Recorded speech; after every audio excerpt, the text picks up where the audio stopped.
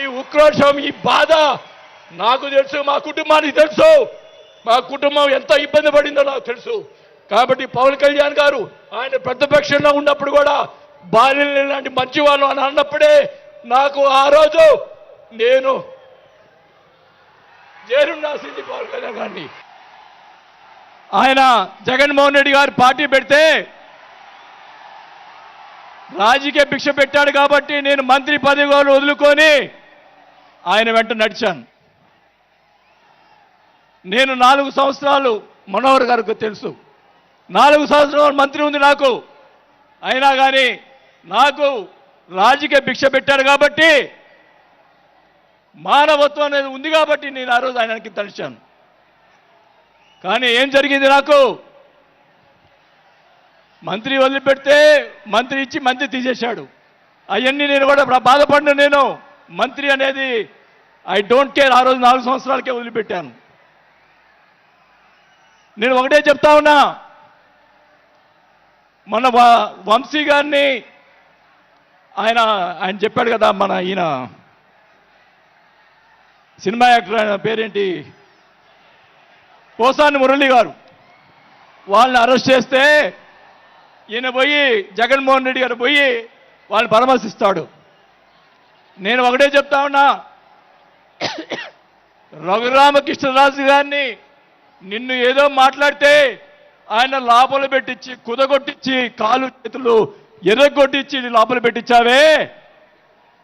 17 సంవత్సరాలు ముఖ్యమంత్రిగా చేసినటువంటి చంద్రబాబు నాయుడు గారి కుటుంబాన్ని, భార్య గురించి మాట్లాడితే వాళ్ళకి బాధ కలగదా అని అడుగుతా ఉన్నా. ఆ రోజే నేను ఖండించాను, నేను అసెంబ్లీలో ఆ రోజే. అలాగే మన నాయకుడు పవన్ కళ్యాణ్ గారు, ఆయన గురించి మాట్లాడావు పోసాని మురళీకృష్ణ గారు. ఆయన కళ్ళైన చేస్తుంటే లక్షలాది మంది జన సైనికులు నీకు తుప్పు తుప్పుగా రాలగొట్టేవాళ్ళు. ఆయన మౌనం వహించారు. నేనైతే చెప్తా ఉన్నా, కుటుంబాన్ని అలా మాట్లాడారు కాబట్టి వాళ్ళని 9 నెలలు, ఇంకా 9 నెలల తర్వాత అరెస్ట్ చేశారు. నేనైతే గవర్నమెంట్ ఇచ్చిన మరుసటి రోజే లాఠీతో రాలగొట్టించి లోపల వేయించేవాడిని కూడా ఈ సభకు చేసుకుంటా ఉన్నా. చేసినటువంటి దుర్మాలు ఎక్కడ పోవు, దుర్మార్గాలు ఎక్కడికి పోవు. ఒకటే చెప్తా ఉన్నా, నేను 5 సార్లు ఎమ్మెల్యే, 2 సార్లు మంత్రి అయినా కూడా, నేను ప్రతిపక్షంలో ఉన్నప్పుడు కూడా మన నాయకుడు పవన్ కళ్యాణ్ గారు వైసీపీని ఒకరోజు అందరినీ తిడుతూ, ఒక బాలినేని శ్రీనివాసరెడ్డి గారు లాంటి మంచి వాళ్ళు ఉన్నారని చెప్పి ఆ రోజు చెప్పిన రోజే నేను జనసేనలో చేరి ఉండాలి అని కూడా తెలియజేసుకుంటా ఉన్నా. ఆ రోజు చేరకపోవటం నా దౌర్భాగ్యం. నేను ఈరోజు చెప్తా ఉన్నా, స్పీచ్ 9 నెలలు అయిపోయిందమ్మా ఇవ్వటం, అందువల్ల గొంతు ఇది అయిపోయింది. దయచేసి నేను మీ పిఠాపురం సాక్షి నిజాలే చెప్తా ఉన్నా. గవర్నమెంట్ వచ్చిన తర్వాత చిన్న చిన్న కార్యకర్తల మీద కేసులు పెట్టి లోపలేశారు. వాళ్ళని కాదండి లోపలేయాల్సింది, కోట్లు సంపాదించున్నారు. వాళ్ళని ఇంకా లోపలేలా, అదే నా బాధ. స్కాములు చేస్తున్నారు, కార్యకర్తలు పట్టించుకోలేదు. కోట్లు సంపాదించి ఈరోజు రకరకాలుగా మాట్లాడుతూ ఉన్నారు. పవన్ కళ్యాణ్ గారి గురించి మొన్న మాట్లాడాడు జగన్మోహన్ రెడ్డి గారు, ఏదో కౌన్సిలర్ అన్నాడు, ఏదో అన్నాడు. అయ్యా జగన్మోహన్ రెడ్డి గారు, మీ నాన్న దయతోటి నువ్వు ముఖ్యమంత్రి అయ్యావు, మీ నాన్న అంత అడ్డు పెట్టుకొని. మా నాయకుడు, ఇప్పుడు జనసేన నాయకుడు పవన్ కళ్యాణ్ గారు స్వశక్తితోటి ఈరోజు లక్షలాది మంది అభిమాన పాత్రులు అయ్యాడని గుర్తుపెట్టుకోవాలని కూడా తెలియజేసుకుంటా ఉన్నా. మీ నాయనతోటి వెనక ఒకసారి ముఖ్యమంత్రి అయ్యావు, ఇంకా చూద్దాం. నేను ఒకటి కూడా చెప్తా ఉన్నా, నేను పవన్ కళ్యాణ్ గారిని కలిసినప్పుడు రాశారు చాలామంది, కొన్ని పత్రికల్లో మీడియా వాళ్ళు రాశారు. ఏం రాశారు? బాలినేని గారు చాణక్యుడు కూటమిని విడగొడతాడని చెప్పి కొన్ని పత్రికలు రాసినాయి.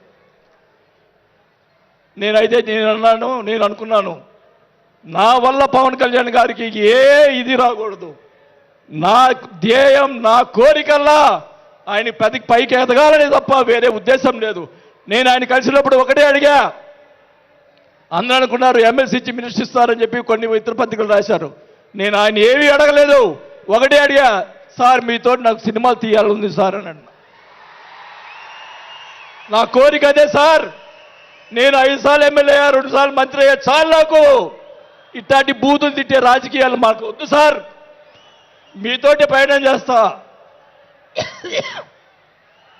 జనసేనని నా సాయశక్తులా నేను చేయగలని మా జిల్లాలో 6 నెలల తర్వాత కార్పొరేటర్లను చేర్పించాం. మీరు ఛాన్స్ ఇవ్వండి, మా జిల్లాలో జిల్లా పరిషత్తు అన్నీ కూడా జనసేన చేస్తానని కూడా భాగంగా తెలియజేసుకుంటా ఉన్నా. మాకు ఇవ్వండి ఛాన్స్. నన్ను ఆపద్దు.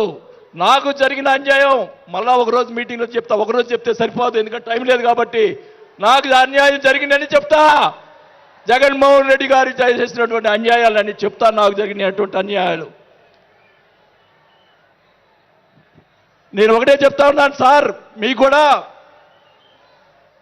దయచేసి జనసేన కార్యకర్తని చూస్తున్నాను. అన్ని నియోజకవర్గాల్లో ఎమ్మెల్యేలని చాలా మంది గెలిపించారు, కార్యకర్తల్ని జనసేన వాళ్ళని పట్టించుకోవటం లేదు. దయచేసి చంద్రబాబు నాయుడు గారు, పవన్ కళ్యాణ్ గారు ఇద్దరు కూర్చొని ఒక ప్రెస్ మీట్ పెట్టి ఎమ్మెల్యేలందరికీ ఫిరాయించండి. జనసేన కార్యకర్తలు కూడా మీరు వాళ్ళకి రావాల్సినటువంటి రేషియో ప్రకారంగా వాళ్ళు కష్టపడి పనిచేశారు. ఇప్పుడు తెలియదు ఆ బాధ, రేపు ఎలక్షన్లో తెలుస్తుంది. వాళ్ళు ఖర్చును వాళ్ళు అడుగుతారు రేపు, దానికి సమాధానం చెప్పాల్సిన బాధ్యత ఆ ఎమ్మెల్యేలకు ఉంటుంది. కాబట్టి ఇద్దరు కూడా ఇప్పుడే వెంటనే అది చేస్తే మీకోసం ప్రాణాలు ఇచ్చేవాళ్ళు ఉన్నారు ఇక్కడ. అలాంటి వాళ్ళని మనం కాపాడుకోవాలి. కాబట్టి మీరు అంటే నేను ఇలా మాట్లాడుతున్నానని అనుకోకుండా నాయకులు, మన నాయకుడు బాగుండాలని కోరుకోవాలి.